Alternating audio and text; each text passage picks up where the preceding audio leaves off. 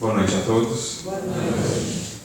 Que o amor de Jesus, desde já, possa nos envolver, que sintamos assim a sua paz e que abramos o nosso coração, a nossa mente, para recebermos aqui da espiritualidade que se faz presente, dos nossos benfeitores, essas sementes de vida e de renovação que o Evangelho sempre representa em nossos caminhos. Que todos possamos, unidos nesse mesmo ideal, nos aquecer, nos inspirar, nos fortalecer para a caminhada que compete a cada um de nós no mundo, vivendo, levando a mensagem de Jesus adiante, sobretudo através dos nossos gestos, da nossa ação. E o tema que nos propomos refletir nessa noite, de certo modo, é um tema delicado, um tema que mexe conosco, que temos ainda grandes dificuldades no que tange ou no que diz respeito ao assunto da humildade, à temática da humildade. Mas vamos aprendendo cada vez mais com o Evangelho, com a doutrina espírita, que esse é o tipo de reflexão essencial, sem o qual não alcançaremos definitivamente aquilo que nos está proposto, aquilo que é o nosso propósito.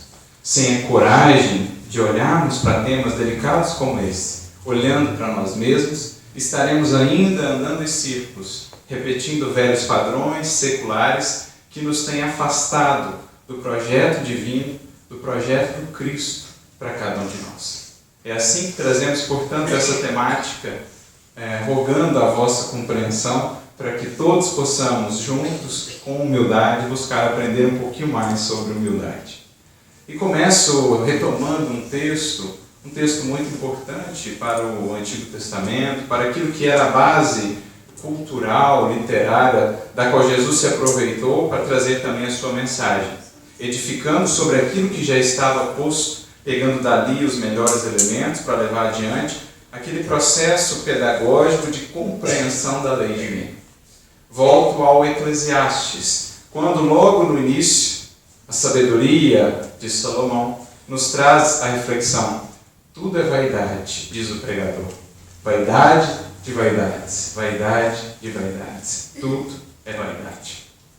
Falava ele, naquele tempo, dos malefícios da vaidade, que ainda e principalmente hoje, numa era de tanta ostentação, numa era mais conectada e, portanto, onde a vaidade é ainda mais alimentada, onde os valores ainda são aqueles que valorizam, que alimentam, que estimulam a vaidade, falava desde aquele tempo imemorial já o sábio, o orientador, acerca dos perigos da vaidade. Começava o seu livro acerca da sabedoria, acerca de valores morais, falando a respeito daquela que é justamente a contraposição à virtude da humildade. Como a nos dizer que ali estava um problema-chave para a nossa vida espiritual, que, sem olharmos para ele, não poderíamos efetivamente mergulhar no sentido ou na vivência mais profunda das demais virtudes. Porque, de fato, é isso que a vaidade faz conosco. Filha primogênita do orgulho, faz com que a criatura, com que cada um de nós, vivamos como que numa ilusão, com uma imagem acerca de nós mesmos muito distanciada da realidade, com uma supervalorização dos nossos potenciais, uma supervalorização das nossas conquistas, dos nossos valores, dos nossos atributos. Mas, como acontece sempre na vida, ao sol da verdade, mais cedo ou mais tarde, as névoas da vaidade, ou as névoas da ilusão alimentadas pela vaidade, vão se desvanecendo. Ao sol e ao clarão da verdade, as sombras do orgulho e as névoas das ilusões oriundas da vaidade vão aos poucos se dissipando. Mas até lá, quanto sofrimento, quantas angústias e aflições não traz a vaidade e o orgulho ao coração humano. Vaidade, filha primogênita do orgulho, que tem como irmãs a inveja, o ciúme, a cobiça, a ambição, tantas e tantas outras aflições ou causas de aflições que, por incrível que pareça, são cultivadas muitas vezes voluntariamente pela criatura. É o que os Espíritos nos dizem, por exemplo, no Evangelho segundo o Espiritismo, capítulo 5, quando falam das aflições e falam lá dos tormentos voluntários. A que tormentos não se submete aquele indivíduo que alimenta ainda em sua alma a vaidade, que por sua vez alimenta a inveja? Vendo sempre alguém que parece superá-la, fica inquieta, angustiada, aflita, afinal de contas, a sua vida, a sua felicidade, a sua paz ilusórias estão construídas sobre aquela ideia de que é superior aos demais, sobre aquela falsa ideia de que é maior que os demais, e faz então de tudo para poder ultrapassar os demais, sem cogitar ainda de vencer-se a si mesma, sem cogitar ainda de buscar uma base mais sólida, menos efêmera, sobre a qual apoiar a sua felicidade, a sua estabilidade. A sua vida vira uma angústia constante, porque tem que ficar sempre a vigiar a vida dos outros, a fim de, comparando-se com eles, poder medir o seu real valor, desde que, claro, seja maior que o deles. Assim é a vida de quem vive ainda regido, governado pelo orgulho e todas as suas filhas. É preciso que a gente passe muitas vezes por um longo processo de grandes aflições, até que possamos, enfim, despertar. Por que estou fazendo isso? Que sentido há nisso? Que felicidade é essa que existe por um instante e no instante seguinte já deixa de existir? Porque vejo alguém que teve uma conquista maravilhosa, que agora me incomoda. Porque vejo alguém que em algum aspecto começa a me ultrapassar. Enfim, que felicidade ilusória é essa? Que parece desvanecer em nossas mãos. Que felicidade tão breve é essa, pela qual muitas vezes damos cotas imensas de energia, de tempo, para logo ali mais adiante encontrarmos apenas mais e mais frustrações e decepções. É assim que, na medida em que a gente vai percebendo o quanto o orgulho, que é também um filho do egoísmo, tudo vai remontando ao egoísmo, isto é, ao culto idolátrico do eu mesmo, para mim, eu sou, no sentido de eu sou superior, eu sou o demais, enfim, tudo remonta ao egoísmo, mas a gente vai percebendo aos poucos o quanto isso nos consome. Quanta energia eu não gasto para manter para as outras pessoas uma imagem de mim que não é real. Quanto isso me consome, manter e sustentar máscaras que não são reais. Energia esta que poderia ser aplicada mais devidamente na verdadeira edificação, mas que é por mim desperdiçada na construção de castelos ilusórios que mais cedo ou mais tarde desaparecerão.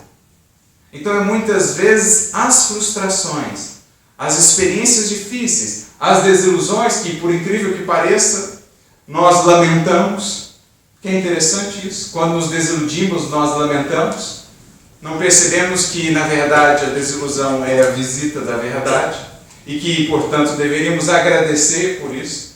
Deveríamos, ao desiludirmos, louvar e agradecer a Deus e a espiritualidade por termos acordado, mas, enfim, quando nos desiludimos, em geral, nós choramos.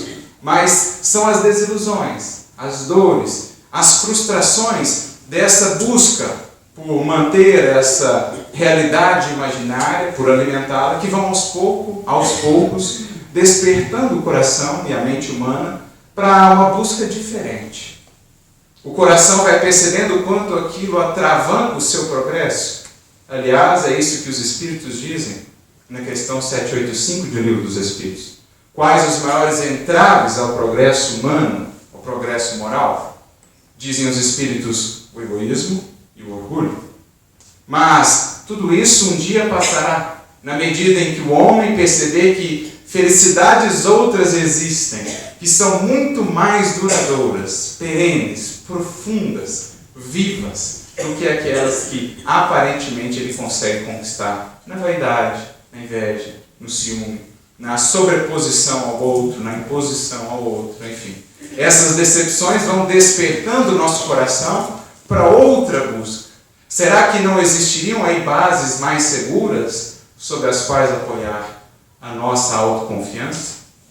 Será que não existiam aí bases mais sólidas sobre as quais construir a nossa felicidade, a nossa paz, que não a da vaidade, a da ilusão? É esse o movimento que a alma humana faz. E é aí que ela começa, enfim, a desprender-se das teias da ilusão e da vaidade.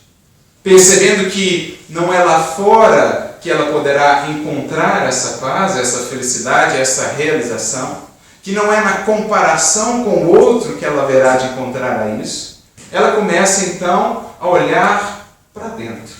Muda o foco. Deixa de ficar tão preocupada com o que os outros fazem, o que os outros conquistam, o que os outros têm, para enfim olhar para si mesma.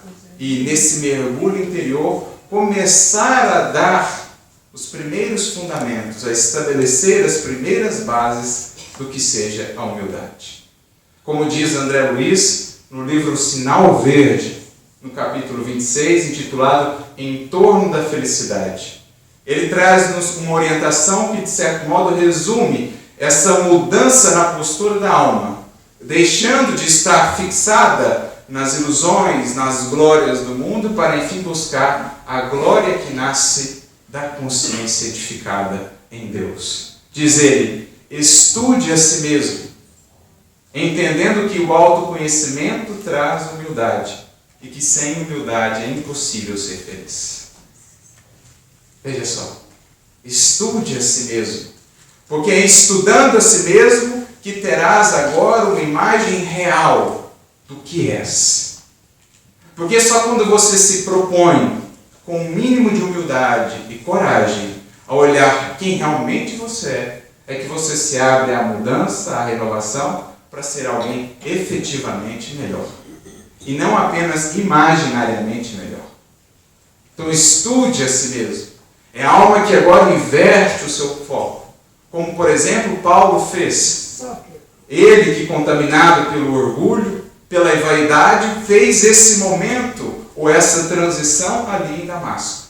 Com os olhos muito fixados no mundo, ele que perseguia os cargos, os títulos, o prestígio, o nome, tanto da sua religião como de si mesmo, aos poucos foi percebendo a ilusão daquilo. No caminho de Damasco, vinha ele pensando: tenho tudo isso, fortuna, prestígio, juventude, poder, fama, reconhecimento, conhecimento, enfim, tinha ele tudo. No entanto, faltava-lhe uma paz que fosse duradoura, que fosse perene. E, no entanto, ele olhava aqueles primeiros cristãos e via neles a paz que tanto buscava, mesmo que a grande maioria deles nada detivesse, no sentido das glórias humanas. Foi esse movimento, então, esse início de questionamento de valores que permitiu que Jesus se aproximasse e apresentasse a ele agora uma nova proposta. Talvez até por isso tenha ele ficado cego por 3 dias. Era a mensagem implícita de Jesus que dizia: até agora os seus olhos têm estado muito fixos no que está fora de ti. Daqui por diante, volta os teus olhos, o teu olhar para dentro. Porque agora sim vai começar uma nova jornada. E é ali que Saulo começa a edificar a humildade que o permitiu vir a ser o que foi e o que marcou a nossa vida e a história do cristianismo. Então esse é o movimento da humildade. Essa mudança de perspectiva da alma que reconhece agora que só nela mesma ela poderá encontrar a felicidade, a estabilidade, a segurança que ela buscava ansiosamente lá fora, na comparação com os demais. Por isso, a humildade é colocada por Jesus no seu Evangelho, como também pelos Espíritos na codificação, como uma base sobre a qual se edificam todas as demais virtudes.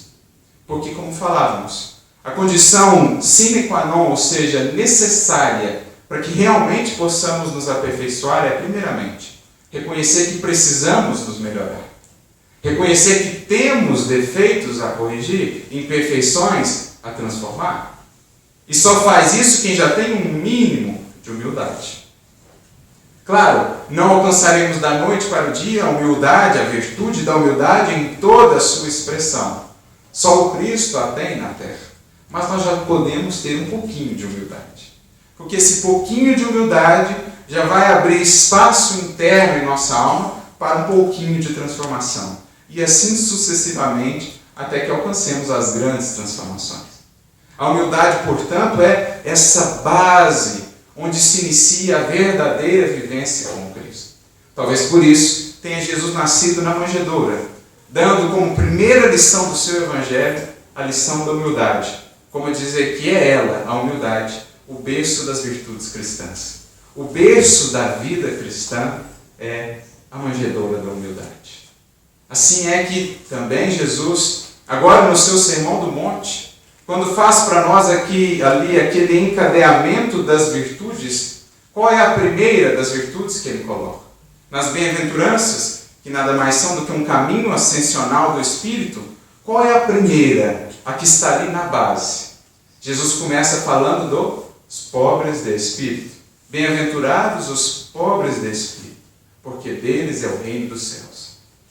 Pobres de espírito são aqueles que já abdicaram minimamente do reino do mundo, do reino de Mamon, para conquistarem o reino dos céus, o seu reino interior, a sua vida interior. Essa é a porta de entrada ao reino dos céus, a humildade. Porque, como ser, pegando a segunda virtude, resignado, bem-aventurados aqueles que choram, porque serão consolados, como ser resignado sem antes ser humilde? Pegando a terceira, os mansos, como ser manso sem antes ser resignado e sem antes ser humilde? A quarta, os justos, como ser justo sem ser manso, sem ser resignado e sem ser humilde? A quinta, a misericórdia, como ser misericordioso sem antes ser justo, sem antes ser manso, sem antes ser resignado e sem antes de tudo ser humilde? A sexta, pureza de coração, como ter o coração puro, sem antes ser misericordioso, sem antes ser justo, manso, resignado, humilde.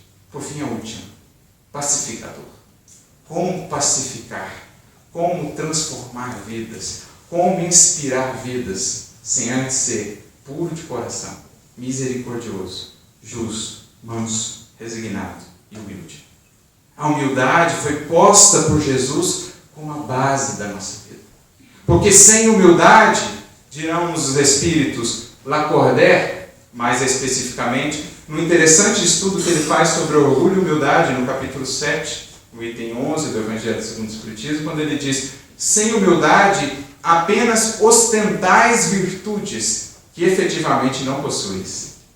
É como se possuíssemos uma capa a fim de esconder as nossas limitações, as nossas imperfeições, mas que não são efetivamente conquistas nossas. Com a humildade, porém, resplandece a verdadeira grandeza da alma, as suas verdadeiras conquistas. Por isso é a base. E por isso, sem esse olhar para nós mesmos, não estaremos aptos a realmente crescer na caminhada do Evangelho. Sem primeiro construir essa base sólida em nós, aprofundando em nós mesmos, não poderemos crescer na direção do céu. Na feliz comparação que Santo Agostinho faz, olhar para a árvore, a fim de que possa crescer para o alto, primeiro cresce para baixo. Finca suas raízes no solo da humildade, a fim de que possa depois deitar os seus galhos ao céu, ao alto. É preciso, então, fundar raízes em nossa alma, mergulhar fundo em nós, a fim de que tenhamos solidez, estabilidade, para realmente construir uma obra duradoura. A mais preciosa das obras que cada um de nós pode fazer, nós mesmos. A nossa vida, nosso espírito mortal. Essa obra-prima, o edifício que compete a cada um de nós, mas que não conseguiremos sem uma fundação sólida. E a fundação sólida é a humildade. Esse aprofundamento em nós mesmos, o conhecimento de nós mesmos, que nos dá estabilidade, que nos dá segurança. Por isso, talvez, também, a humildade, ou a origem da própria palavra humildade, tenha muito a nos ensinar. A palavra humildade, no português, vem de uma palavra latina, que por sua vez vem de uma palavra grega, humus. A mesma palavra que deu origem ao humus no português, que significa terra. Mas qual não é essa correlação, interessante por sinal, humildade com humus? Porque o que o humus representa, senão fertilidade? Uma alma humilde, portanto, é uma alma fértil. É uma alma receptiva às sementes do Evangelho. É uma alma capaz realmente de florescer e de frutificar para a vida. Por isso, a própria etimologia da palavra já tem muito a nos ensinar. Que nós precisamos ser ou ter essa postura de abertura para a vida, de abertura para o novo. Porque o orgulhoso não reconhece isso, não reconhece que precisa mudar, não está aberto a novos conhecimentos, a novas ideias, porque já está muito cheio de si mesmo. E quem está muito cheio de si mesmo não tem ali espaço para algo que é novo. Não tem ali espaço para a experiência com Deus. Agora, o humilde não. Ele se esvazia, ele se empobrece. Por isso a expressão pobres de espírito. Ele se empobrece de vaidade. Ele se empobrece de ilusões. Ele se empobrece de orgulho, de exigências, a fim de se fazer fértil, novo, vivo. Daí a importância da humildade. Ela é essa base que cada um de nós precisa cultivar em nosso coração. Já cansados, creio, todos estamos das ilusões do orgulho, de quanta aflição e angústia nos trazem, sempre precisando dessa comparação. Busquemos encontrar em nós essa felicidade. Busquemos construir em nós uma felicidade imperecível, que não dependa das circunstâncias, que não dependa da escolha dos outros, porque quantas vezes não damos ao outro a chave da nossa felicidade e da nossa paz. Assim nunca efetivamente seremos, porque estamos sujeitos à mudança, à impermanência da vida. Isso é, portanto, a importância de meditarmos sobre um assunto como este.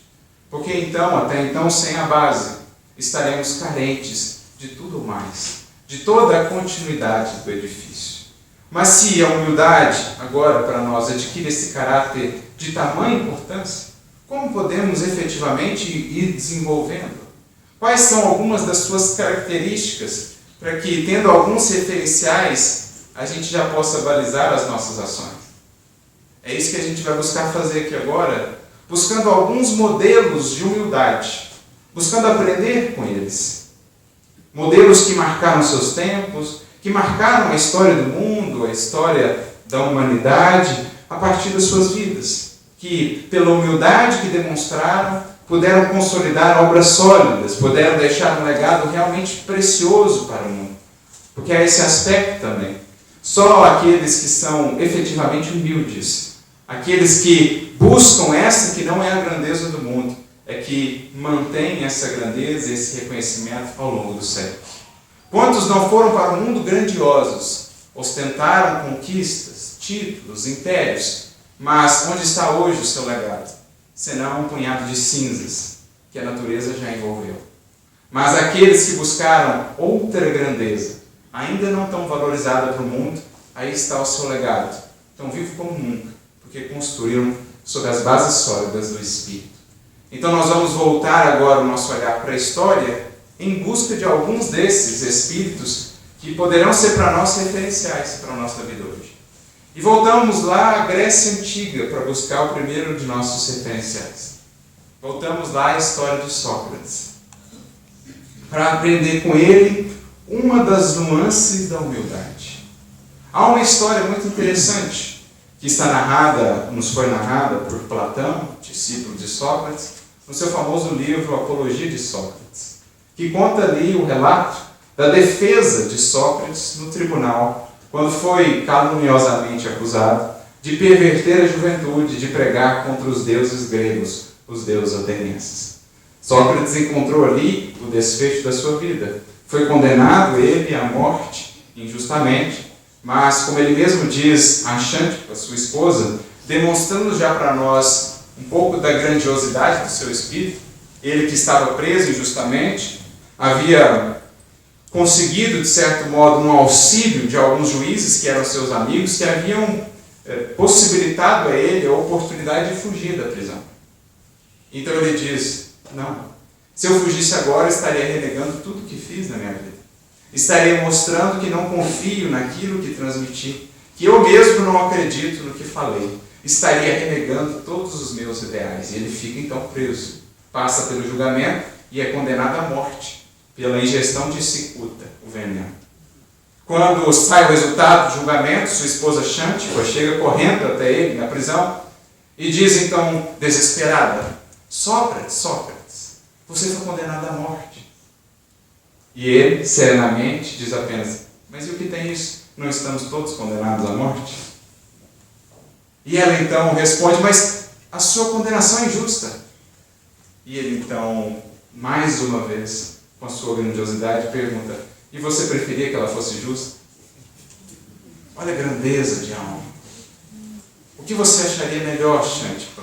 Que eu aqui estivesse justamente, ou que eu aqui esteja injustamente? Porque aqui prende o meu corpo, mas meu espírito é livre. Mas, e se aqui estivesse preso o meu corpo e o meu espírito? Olha a grandeza dessa alma. Aqui a gente já começa a entender o porquê Emmanuel, no livro A Caminho da Luz, no capítulo 10, irá dizer: a vida de Sócrates, em algumas circunstâncias, se aproxima até mesmo da exemplificação do próprio Cristo. Porque era ele um ministro de Jesus. Jesus o enviou e, olha só, coincidentemente, no mesmo tempo, contemporâneo de Buda, no Nepal, na Índia, e também de Confúcio, na China, os três vieram à Terra praticamente no mesmo tempo, 500 anos antes de Jesus, por acaso, para preparar o terreno para a vinda do Messias. Ministros seus enviados pelo seu amor a cada cultura, a cada povo, para ir se preparando para depois a chegada do Evangelho. Mas aí a gente entende então quem era Sócrates. E nesse relato da apologia de Sócrates, conta ele em determinado momento de um acontecimento que aconteceu, que se deu com o seu amigo, Querofonte, que certa feita foi visitar o templo de Delfos, o oráculo de Delfos. E ali perguntou quem era o homem mais sábio da Grécia. O oráculo então respondeu que Sócrates era o homem mais sábio da Grécia.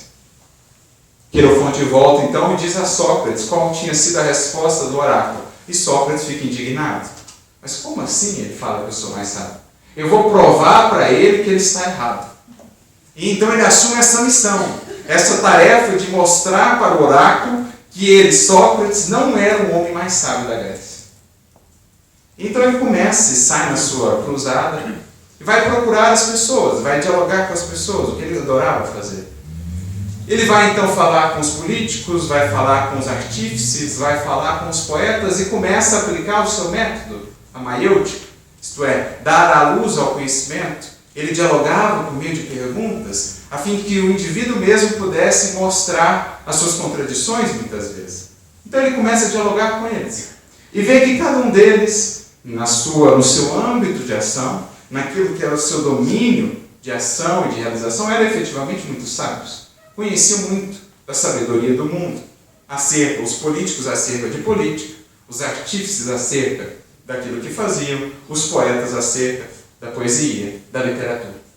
Mas ele começou a perceber que cada um deles começava a extrapolar aquela sabedoria que julgavam ter no seu âmbito de ação para todos os campos da vida.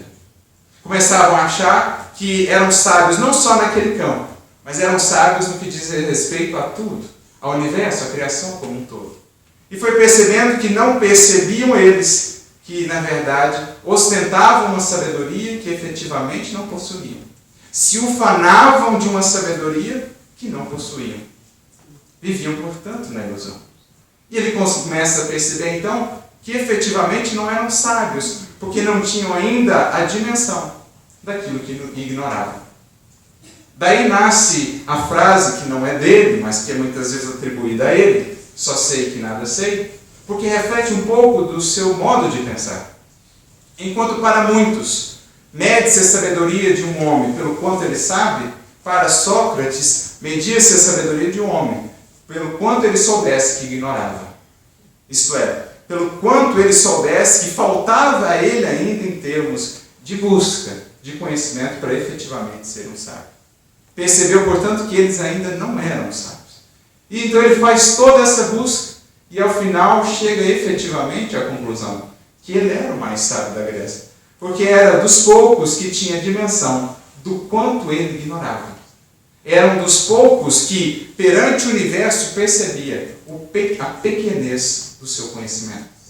Porque, de fato, gente, tudo que nós possamos conhecer no patamar em que estamos, nada mais é do que uma gota ante o oceano infinito do que há ainda por desvendar.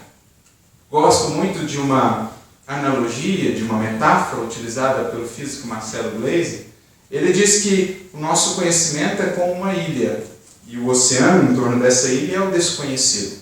Quanto maior é essa ilha, maior é o nosso contato com o desconhecido. Em outras palavras, quanto mais nós conhecemos, maiores são as fronteiras que nós temos com o desconhecido. Por isso, mais conscientes estamos do quanto nós desconhecemos. Então veja que postura interessante. Então ele chega à conclusão de fato que, por reconhecer-se tão pequeno ante a grandiosidade da criação, é que ele é efetivamente o mais sábio da Grécia.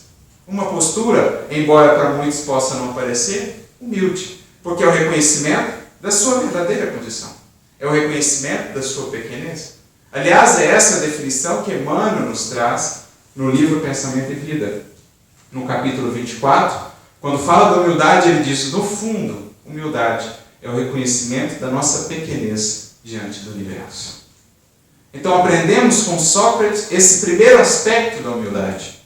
O reconhecimento da nossa pequenez, da nossa dimensão ante a grandiosidade da criação. Quando fazemos esse movimento, muitas coisas mudam em nossa alma. Nós redimensionamos muitas coisas internamente. A começar pela supervalorização que fazemos de nós mesmos. Nós nos tornamos mais humildes quando admiramos a beleza da criação.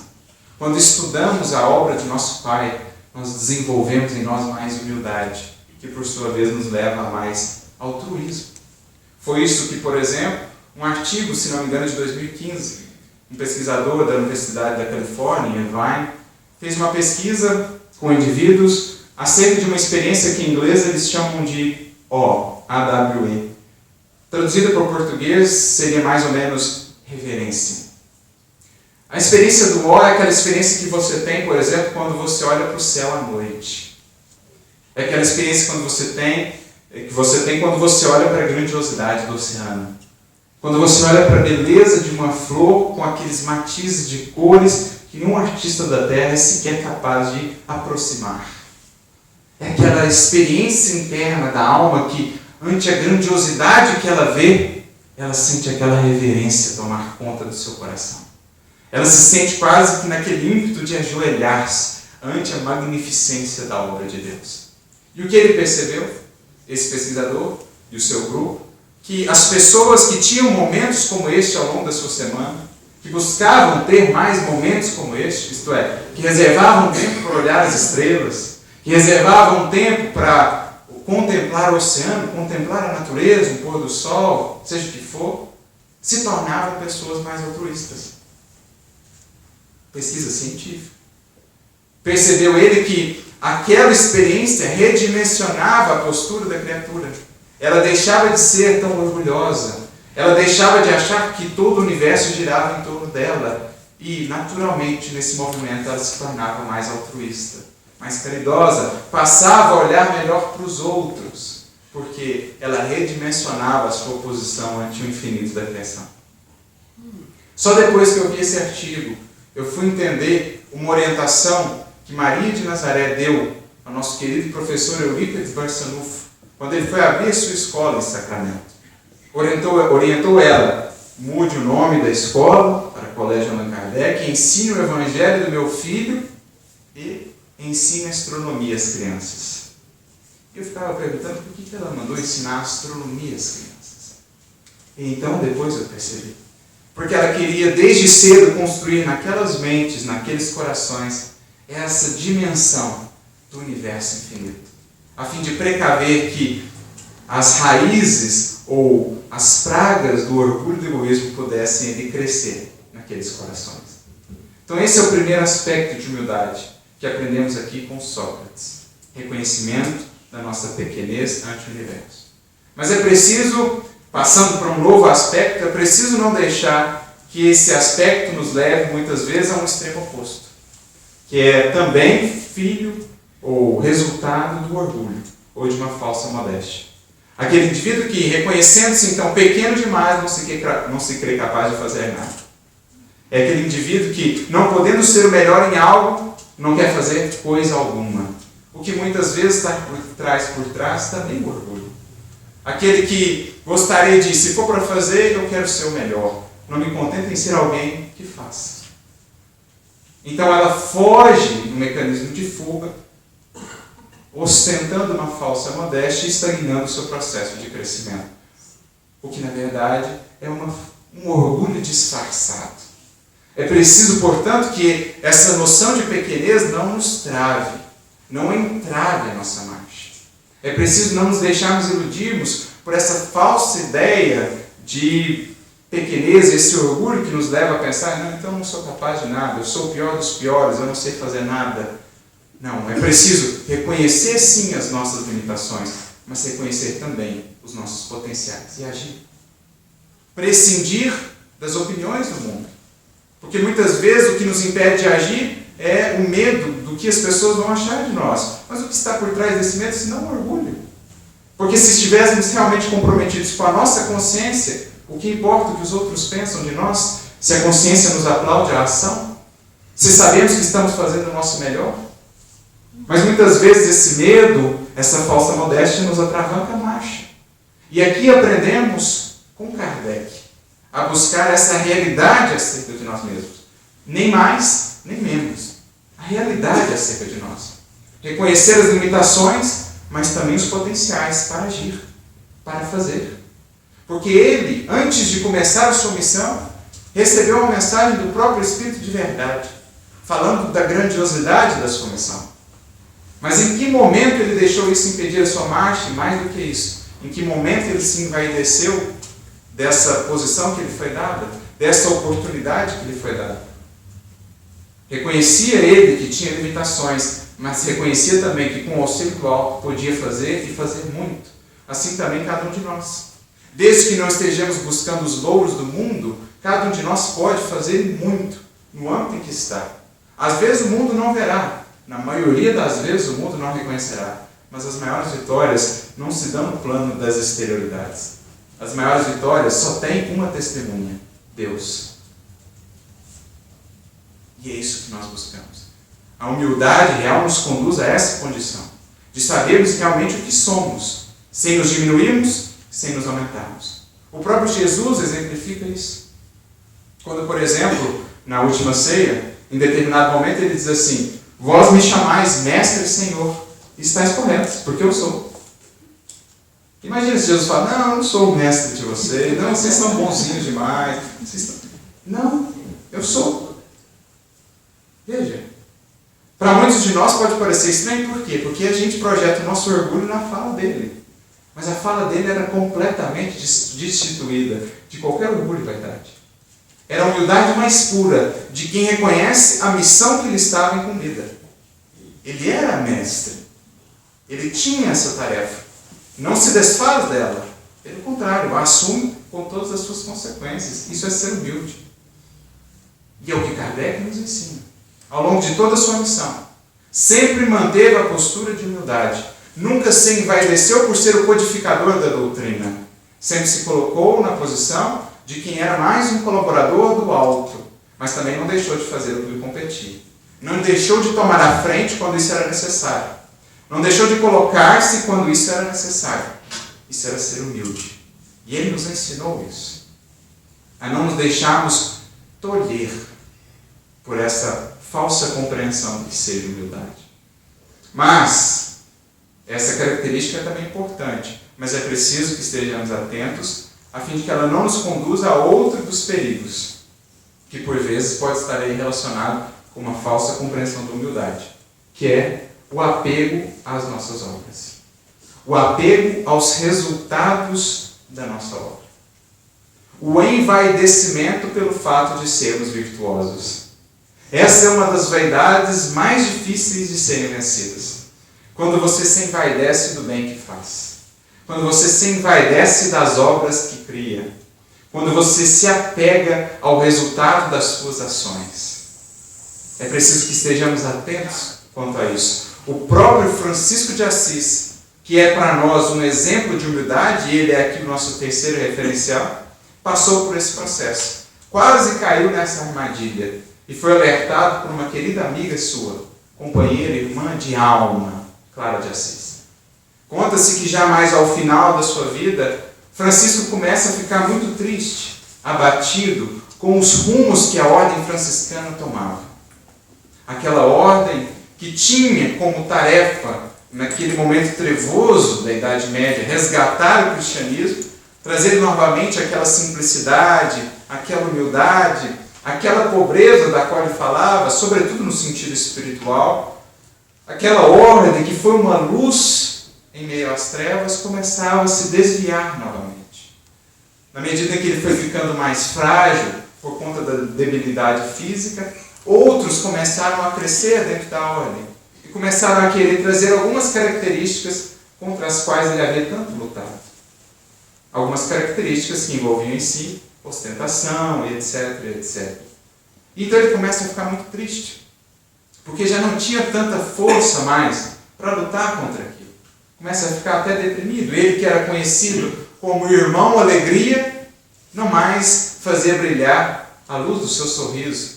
Então os freios começaram a perceber. Ele vai então buscar ajuda com Clara de Assis, a sua companheira de alma, confidente, auxiliar.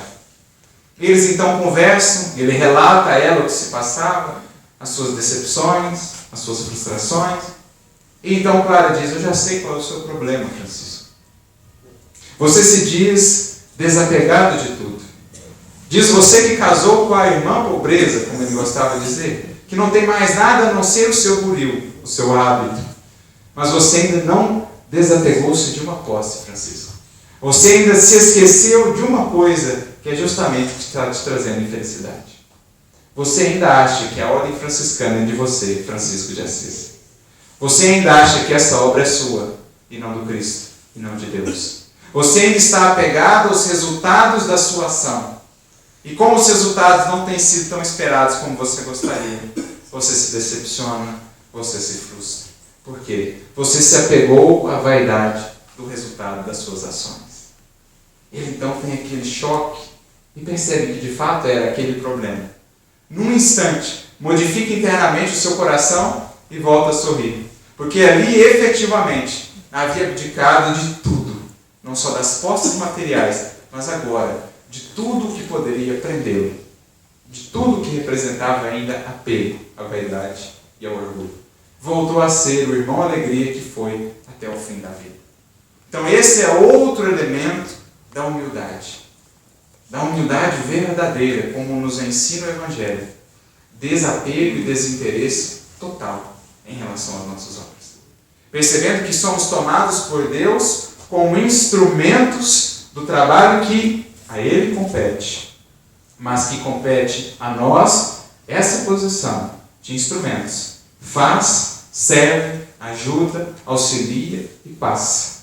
Como também disse o apóstolo Paulo, quando esse tipo de problemas começaram a surgir na comunidade de Corinto, essa divisão do personalismo, que muitas vezes ainda hoje identificamos, não, essa obra é minha, esse grupo é meu, essa casa é minha, e aí morre o indivíduo e morre a casa junto, prejudica-se o trabalho junto, porque apega-se ao resultado. Isso estava acontecendo em Corinto. Uns diziam, eu sou de Cefas. Outros diziam, não, eu sou do Apolo.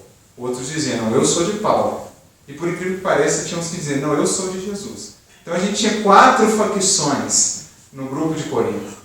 Paulo então lança a famosa frase, eu plantei, Apolo regou, mas é Deus quem faz crescer.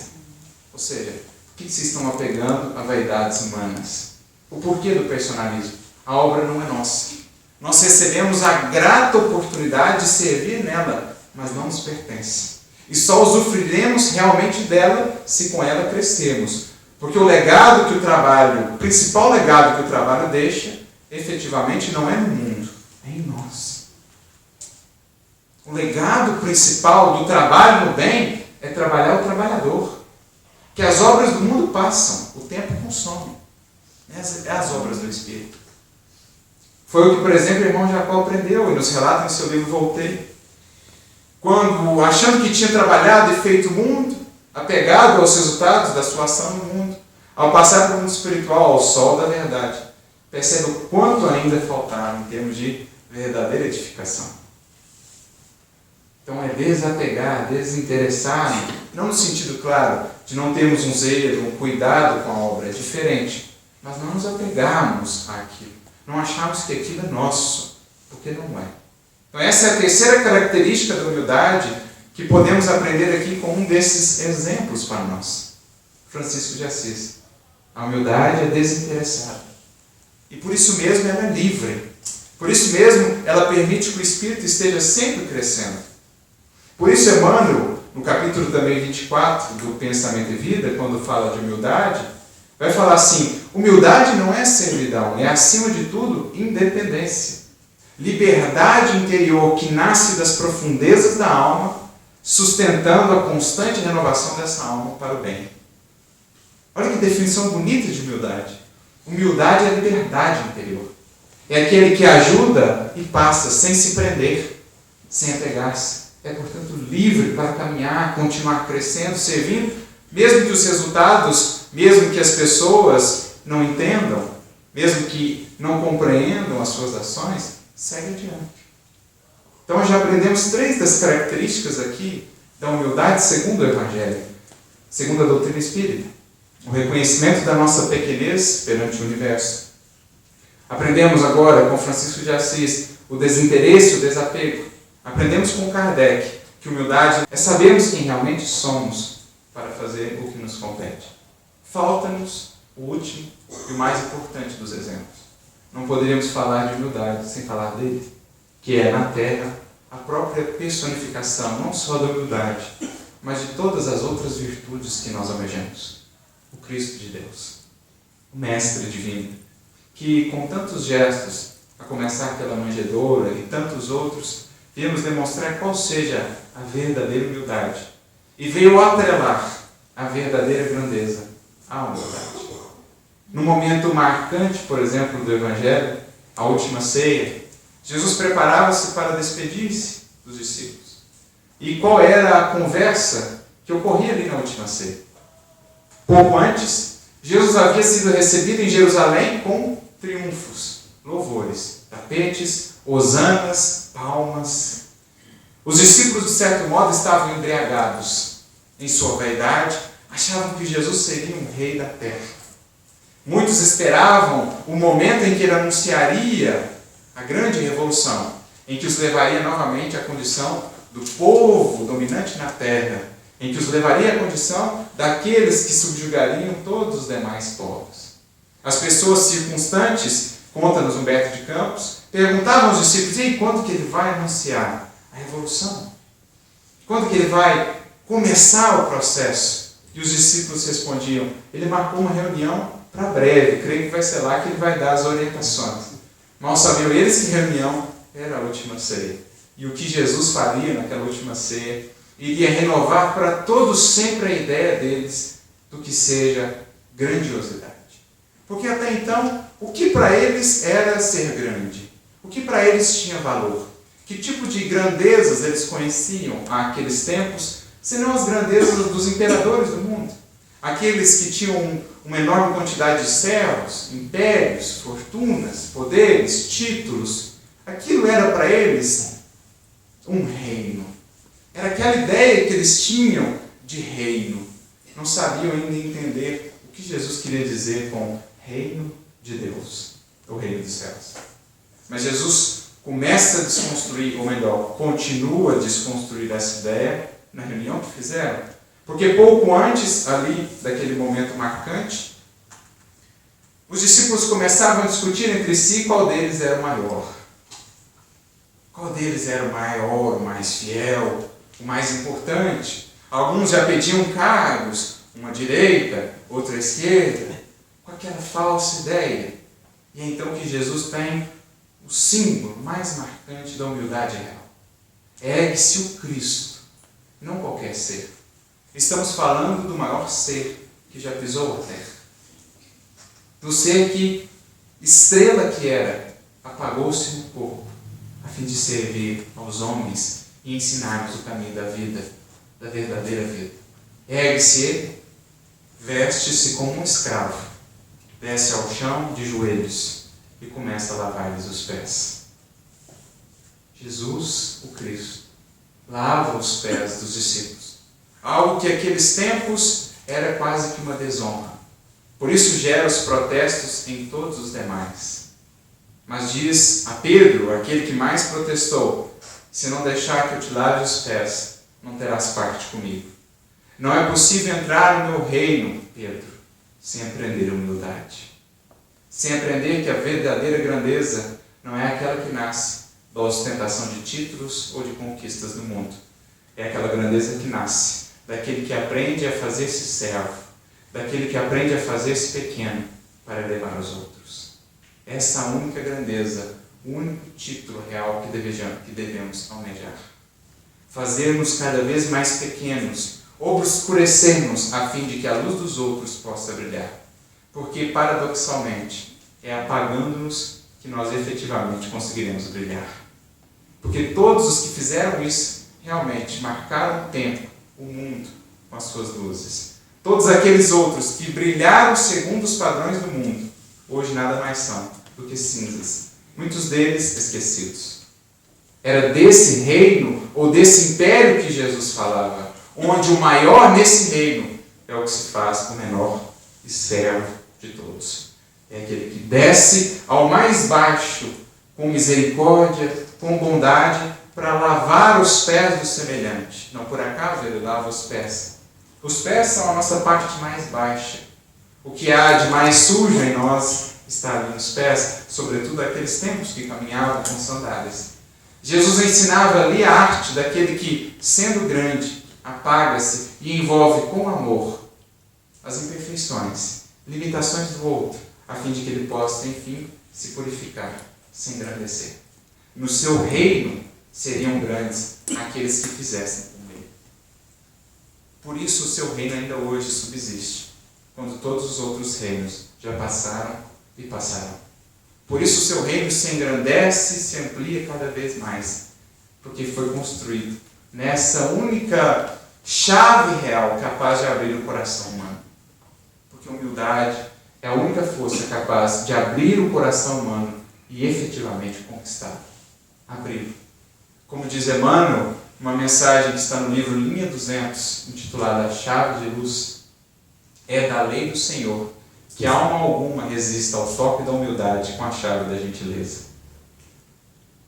Por isso Jesus nos conquistou, com a sua humildade, apagando-se para nos ensinar a brilhar.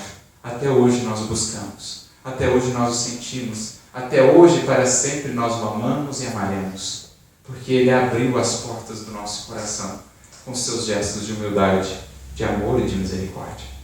Então aprendemos com Jesus que fazer-se grande, paradoxalmente, é fazer-se pequeno. Aprendemos com Jesus que tudo o que fazemos, só o fazemos porque Deus, por meio de nós, o faz. Quando foi procurado pelo jovem rico, que aproxima-se dele dizendo: bom mestre, Jesus diz apenas: por que me chamas bom? Porque bom só é efetivamente um, o nosso Pai. Por isso irá dizer ele também em João 5,30: de mim mesmo nada poderia fazer. Porque tudo o que faço, o faço por conta do Pai. Tudo o que falo, lhes falo, porque o Pai fala por mim. E essa é a condição que todos buscaremos. Nos tornarmos como o Criador. Ou refletirmos para o mundo a humildade do próprio Criador. Que é de todos os seres da criação o que mais serve, mas o que mais se apaga. Como dizia de maneira muito bela Gesiel, no livro Paulo e Estevão: Deus age em silêncio e não concorre com as vaidades da criatura. Fazem-se, portanto, mais humildes aqueles que buscam ser como Ele, agir em silêncio, sem concorrer com as vaidades da criatura, porque estarão então mais próximos dele. Aprendemos isso com Jesus. É essa humildade que nós precisamos buscar, sobretudo no mundo em que o orgulho e a vaidade ainda envolvem a tantos corações, que nós possamos efetivamente investir nessa conquista, porque ela será a base de uma vida mais feliz, porque ela será a base que nos abrirá à renovação. E não há possibilidade de alcançarmos uma felicidade mais duradoura sem a renovação que se faz tão necessária. Por isso eu gostaria de encerrar a nossa reflexão nesta noite com uma mensagem de Emmanuel, que creio, ilustrando essa humildade de Jesus, ficará gravada para nós aí como um referencial dessa que agora é a busca de todos nós. Aprendemos algumas das nuances da humildade, claro, são várias.